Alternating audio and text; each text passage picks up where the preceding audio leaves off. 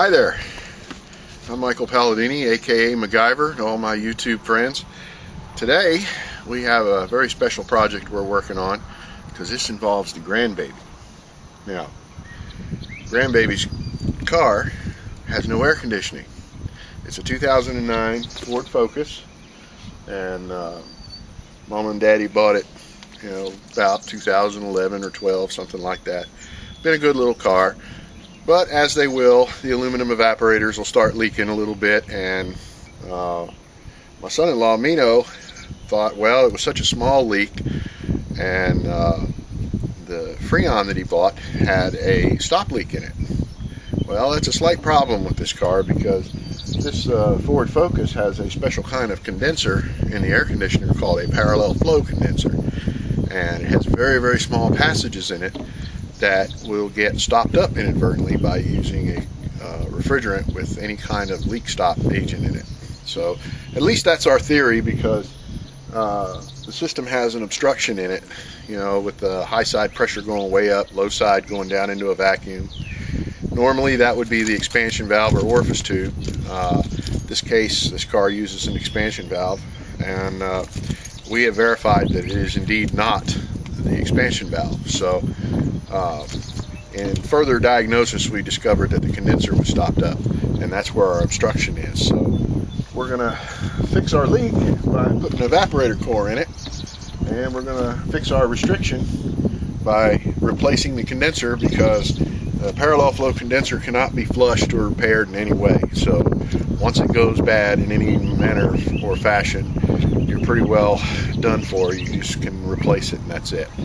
So we're going to get started here, and you'll get to meet my son-in-law Mino here. He's gonna be helping. It's him and his wife's car, and we're gonna get cracking. So stay tuned.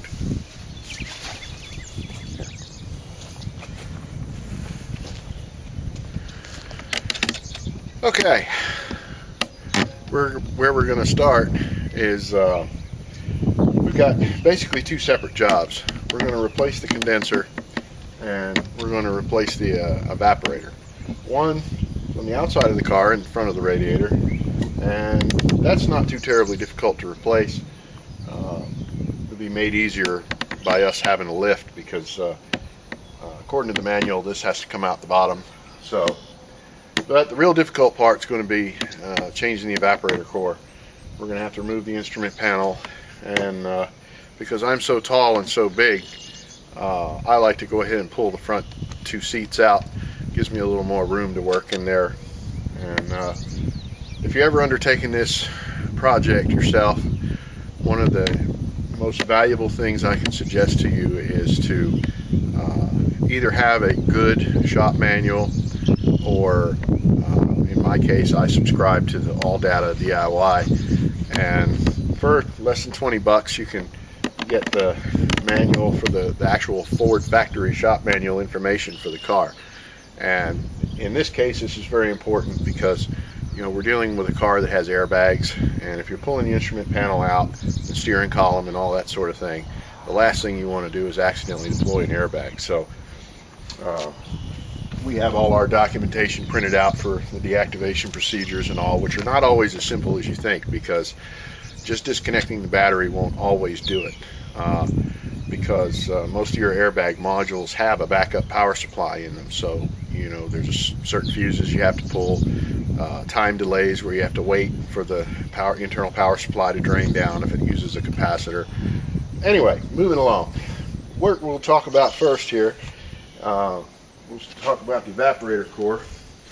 This is the part that actually gets cold inside the car, and basically looks like a little radiator, and your high pressure Freon comes in and passes through this core and absorbs heat from the latent air. I mean, people think, oh, the evaporator gets cold. Well, yes, but the air conditioning doesn't actually cool the air. It actually technically just removes the heat from it, which makes it cold. So that's kind of techie, but that's the truth anyway. And it has a foam gasket around it, so you don't have air getting around it that doesn't get cooled or get the heat removed from it. And as little as this thing is, you would not believe the trouble we're about to go through to change it. Now, when you buy your evaporator, 9 times out of 10 it's going to come with some little rubber O-rings. Very important, don't lose those. You don't want to have to go to the trouble of putting the thing in there and then have to have a leak. Now, this is the important part of the discussion, at least with this car. On the Ford Focus, the condenser actually does 2 jobs. The top part of it is essentially a second part that is made onto the condenser. On the top, this car is an automatic transmission, which most of y'all's cars probably will. And the automatic transmission cooler is on the top part, and you'll notice because the tubes are bigger, and that allows for the liquid transmission fluid to flow through and, you know, get the heat removed from it. Then down here is your actual AC condenser, and your Freon comes in and comes out and basically goes through these very small tubes. And the problem you run into with the mechanic in a can, as we call it, is that leak stopping additive will clog up these fine passages, and that's what's given us our problem. So we're going to carry on here and get cracking, and we'll show you our progress as we go, and maybe if you're lucky you'll learn something. Stay tuned. Okay, so according to our shop manual instructions, we have to turn all the accessories off, turn the ignition off, and in the left hand side of the instrument panel you got a little tiny fuse box here which has a cover on it, and we need to pull a 10 amp fuse in position number 32, which is, according to this diagram, is right here. So we're gonna get in here and look at it. My son-in-law will give me the camera here. I'll get you a close-up view of what we're dealing with. And you shed you some light in there. You can see that little fuse panel in there, and we're going to find fuse number 32 and pull it out. So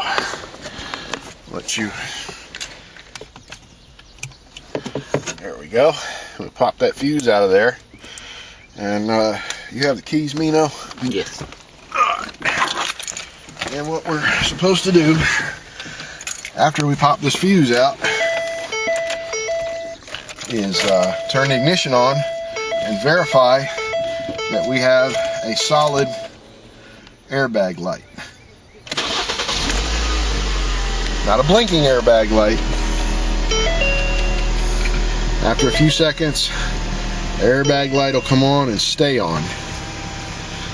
And that way we know that the supplemental restraint system has been disabled. So that's good. And then from there we go and we can safely disconnect the battery and so forth. As I said, because I'm so big and tall, when I do one of these jobs where I pull the instrument panel out, I like to go ahead and remove the front seats. Some manuals tell you to do that, some don't. You know, if you're in the shop and you're hustling, you know, time is money, well, maybe, but I just like this better. It just gives me a whole lot more room to work with. Now the next thing we're going to pull out is the center console and the shifter and all that. And you'll notice on each side there's a wiring harness that goes to the seats, and that has your wiring for your seat sensors for the airbags, and in this car's case the side curtain airbags that are built into the seat. So, but we've already deactivated everything, so we're safe. And next step, console and shifter and all that's got to come out. Alright, so to remove your center console, you're going to have two, you'll need a 7mm socket to get the two mounting screws, one here, and then you're going to have two of these little pop-in dammits here that they go up there at the front around that heater vent. You want to try to be careful getting those out, especially if your car's older, because you know, if you don't have replacements for them and they break, then you know, you may lose them. Then you have to pop this plate out that has the boot for the emergency brake, okay, and then off it comes. That gets that all out of the way for you, and once we pull the console up, we'll be able to get it out of there. And you know, getting ready to determine whether we have to pop this top plate off separately or if we can get the whole console out by itself. So that'll be the next shot here, next scene.